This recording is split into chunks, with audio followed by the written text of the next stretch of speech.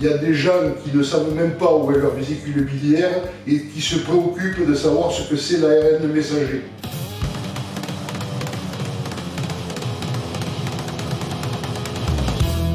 Bonjour Christian, merci Bonjour Emma. de me recevoir pour ton... C'est toujours un plaisir, tu le sais, et ça me fait plaisir de répondre à tes questions, notamment en ce moment où je suis très colère contre les gens qui ne veulent pas se faire vacciner, donc effectivement, ça me fait plaisir de pouvoir dialoguer avec toi. Bon, eh bien super. Je suis là pour ça, parce que donc j'ai appris que tu avais été malade, et que ça t'a énervé, parce que c'était un truc bête, en fait, ça t'est arrivé bêtement. Donc raconte-moi un peu, qu'est-ce qui t'est arrivé? Ben écoute, ça m'est arrivé bêtement parce que c'est un patient à moi qui avait le Covid. Je n'allais pas du tout le voir pour ça et malheureusement je suis suspecté le Covid après avoir examiné et après avoir fait mon examen médical complet. Ah. Et malheureusement c'était un peu tard parce qu'il m'avait déjà crachouillé dessus. J'ai malheureusement contracté le Covid, en plus le Covid Delta, à cause d'un patient qui ne voulait pas se faire vacciner. Il n'avait aucune raison de ne pas le faire, puisqu'il avait pas mal de comorbidités. C'était pour simplement faire suer le monde. Et toi, tu étais vacciné, toi? Moi, j'étais déjà vacciné depuis le mois de janvier. Ah oui. Étant donné que malheureusement, j'ai pas mal de comorbidités, notamment le surpoids, pour pas dire l'obésité, j'avais déjà donc, anticipé les choses et j'avais déjà les deux vaccins, donc début janvier et début février.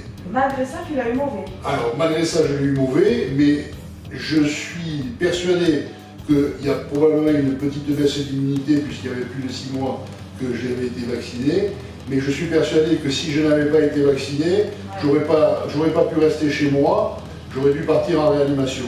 Parce que même chez moi, j'ai quand même dû utiliser de l'oxygène, des traitements par héparine et ainsi de suite. Donc effectivement, c'est vrai que ça a été compliqué et j'ai la chance d'avoir chez moi une femme qui est infirmière, même si elle est à la retraite, elle a gardé le bon réflexe et s'est bien occupée de moi. Voilà. Bon.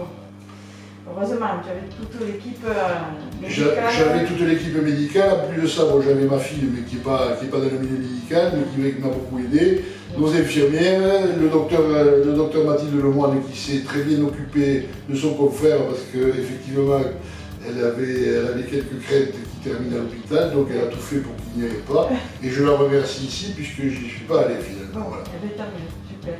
Pour les gens qui ne veulent pas se faire vacciner, est-ce que tu as un message à leur faire passer? Alors, moi je dirais par rapport à mon expérience et le fait que j'ai passé plus de 3 jours avec plus de 40 de fièvre, avec une fatigue extrême qui a duré pratiquement 3 semaines, avec des difficultés de passer du lit au fauteuil et du fauteuil au lit.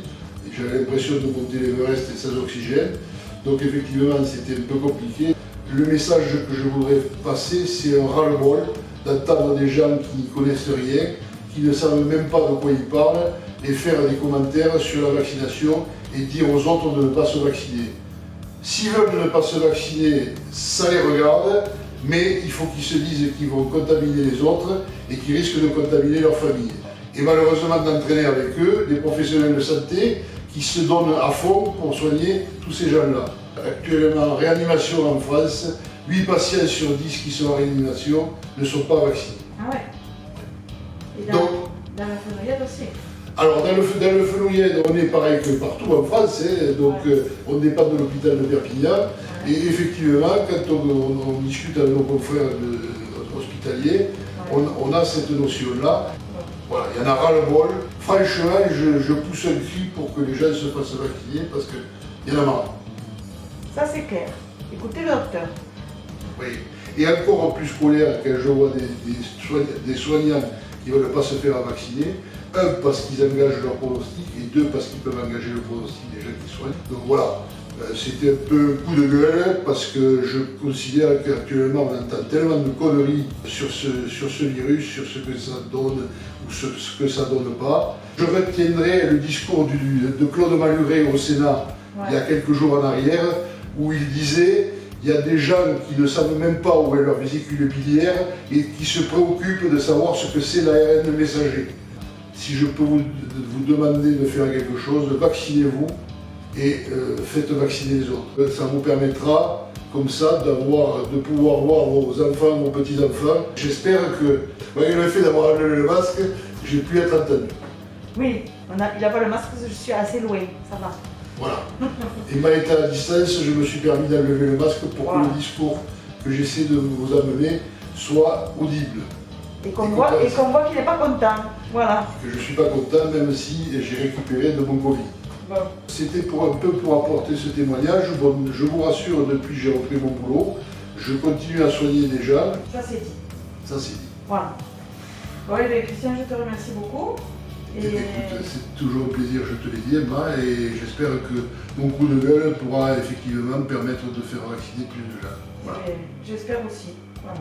Et peut-être pas une autre fois pour d'autres coups de gueule ou d'autres interviews. Il n'y a aucun problème, question coup de gueule, j'aime bien.